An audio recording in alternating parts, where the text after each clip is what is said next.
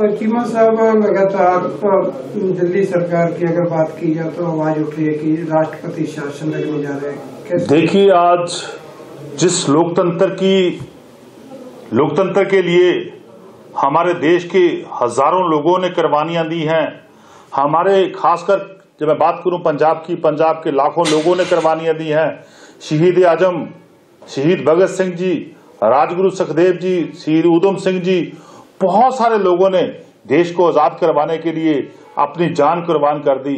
आज वही लोकतंत्र भारतीय जनता पार्टी की सरकार में खतरे में है।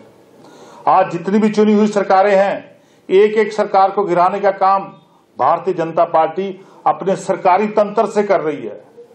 जहां सरकारी तंत्र की जितनी भी एजेंसियां हैं, उन एजेंसियों की ड्यूटी लगाई गई है कि कैसे अरविंद केजरीवाल जी की दिल्ली की सरकार को तोड़ा जाए, कैसे आम आदमी पार्टी पंजाब की सरकार को तोड़ा जाए।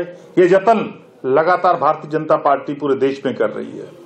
देखिए, कितनी बार जो एग्जाम्पल है, जो मिसाल है, कितनी बार पंजाब बीजेपी के प्रधान जी ने कितनी बार कहा है कि पंजाब में राष्ट्रपति राज लागू कर दो।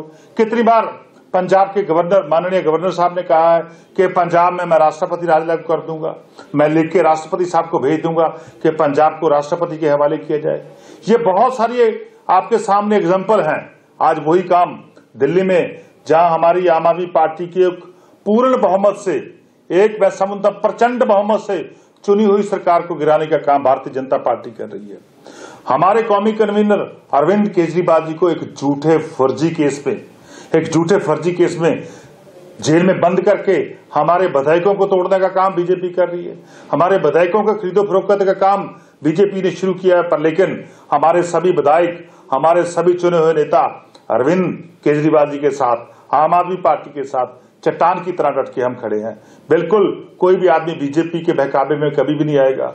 ये बीजेपी ने कहीं ईडी का, कहीं सीबीआई का, कहीं इनकम टैक्स का, कहीं पैसे का, कहीं मैं समझता हूं इन्होंने अपने डर का, लोगों को डरा के धमका के देश में आम आदमी पार्टी की सरकार तोड़ने का यत्न भारतीय जनता पार्टी कर रही है। पर लेकिन ये भी सबूत है कि जब भी कभी कोई पार्टी लोकतंत्र के लिए खतरनाक हो, जब भी कोई पार्टी, किसी भी पार्टी ने देश को संविधान को तोड़ने का यत्न किया, उसी समय देश के लोग खड़े हो गए हैं।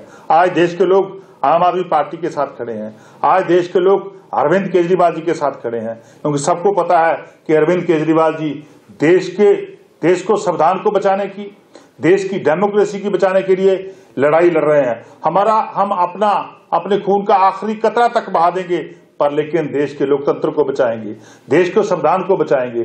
जो संविधान हमारे बाबा साहब बी आर अम्बेडकर जी ने बड़ी सख्त मेहनत मशक्कत से तैयार किया था, बहुत ज्यादा सख्त मेहनत करके तैयार किया था, आज उसी संविधान की धज्जियां भारतीय जनता पार्टी पूरे देश में उड़ा रही है। पूरे देश में संविधान को खत्म करने की चाल चल रही है। पूरे देश को मैं समझता हूं एक तानाशाही की तरफ भारतीय जनता पार्टी धकेल रही है। देश कभी भी ऐसा बर्दाश्त नहीं करेगा, और मैं समझता हूं देश भारतीय जनता पार्टी को सबक सिखाएगा, और भारतीय जनता पार्टी की हार निश्चित तौर पे होगी। क्योंकि इसीलिए है कि भारतीय जनता पार्टी जितनी भी एजेंसियां हैं उनका मिसयूज कर रही है, उनका दुरुपयोग कर रही है।